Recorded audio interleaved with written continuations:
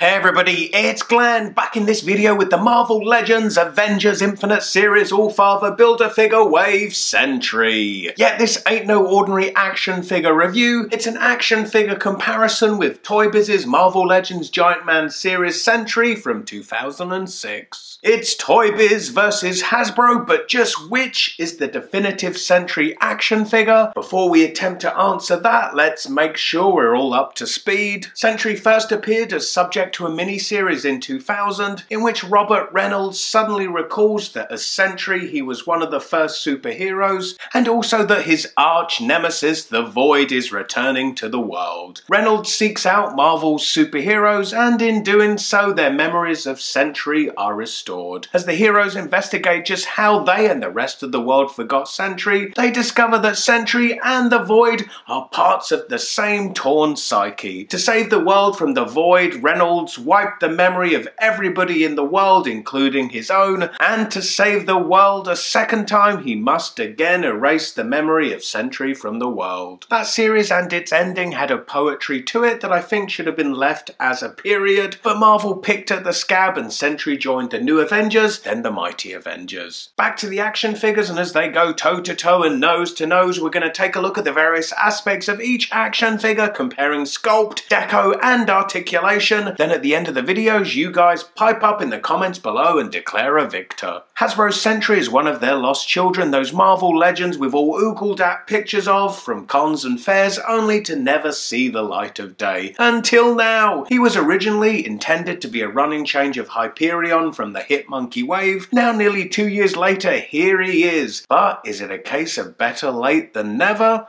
Not only was he intended to be a swap for Hyperion, but he also reuses that same body mold. I'm sure that's to the chagrin of some of its detractors. I don't mind it too much, but even I admit this profile is painful to look at. It's like if it rained, water would pool in here and birds would fly in and use his pecs as a perch while they drink the water. Toy Biz's 2006's Giant Man series was a Walmart exclusive, or if you're from the UK like me, an exclusive to Woolworths. Good old Woolies, eh? Oh, rest in peace. For Toy Biz, the Giant Man series was a bit more kit-bashed than their usual waves. Think of it more like every wave of Hasbro's Marvel Legends. For instance, a redeco Jessica Alba movie Invisible Woman with a new head became Kitty Pryde, and the Sentinel series Black Panther became Sentry here. Unfortunately, it inherits the texture that figure had, which did suit that figure, but here the texture counts as the first strike against Toy Biz's Sentry for me. Its grittiness just jars against the bright yellow of the costume. Side by side like this and the height differential is immediately apparent. Toy Biz's Sentry measures in at just a shade over 6 inches, whereas Hasbro's stands at just a shade under 7 inches. So in terms of sheer plastic, Hasbro's represents more bang for your buck, and I honestly prefer the scale of Hasbro's, and I say that as Toy Biz's is scaled to be the Black Panther, who's likely as strong as a peak Olympic athlete, whereas Sentry has been able to lift a shield helicarrier, and to that end the superhumanly big stature of the Hasbro one is more in keeping with that. Taking a closer look at the head sculpts, and it's hard to compare the two as they were both trying to achieve very different ends. With their figure, Toy Biz were aiming for a clean-cut, fresh-faced Sentry from the initial mini-series, homaging the Silver Age of comics. They did also make a variant with a longer-haired, bearded Sentry as he appeared after his mini-series in the new Avengers. It's a more tortured look because nothing says broody like growing your hair out and not shaving. Then we get Hasbro's effort, still a bit broody, but not brooding so much that he doesn't have time to shave. Now I like the sculpt and deco of the Toy Biz Sentry head, but it sits oddly on the neck and it feels like it was sculpted entirely in isolation as to exactly what body it would end up on. And for me, the head of the Hasbro one seems more innate to the body. Perhaps that's the shoulder length hair helping to diffuse any disparity between head and body. Toy Biz also have further variants of each variant where the yellow is more of a mustard and the blue lighter. Less in keeping with the colours in the comic, but probably make for better action figures. As always, find undecoed yellow plastic to look well like plastic, and just a bit cheap, and no deco on the yellow is what we get get here, so you might think it would have benefited from a wash, but then really a wash would have likely just highlighted the texture I already don't like.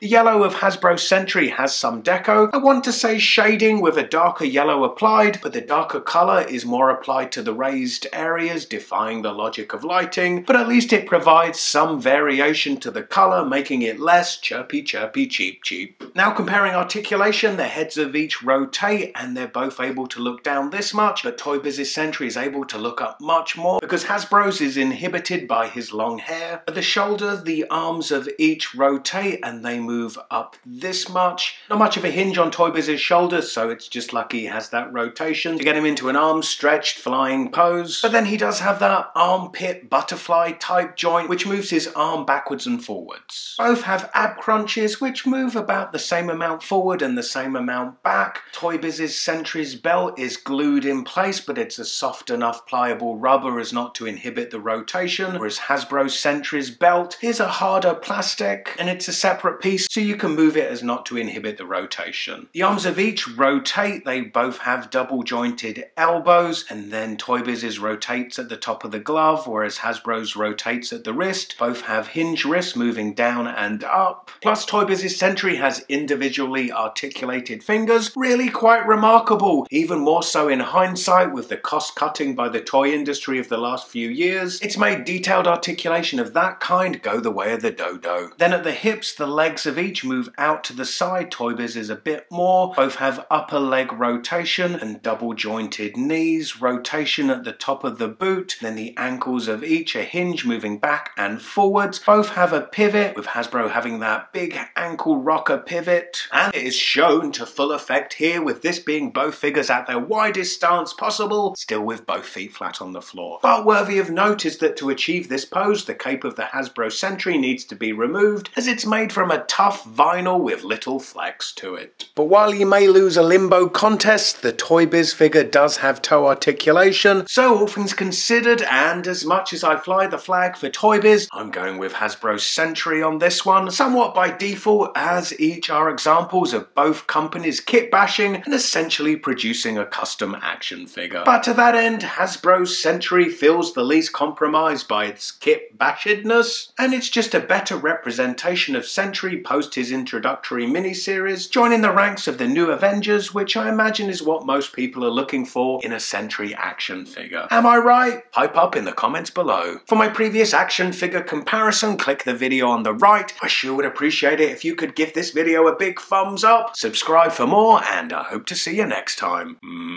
Bye.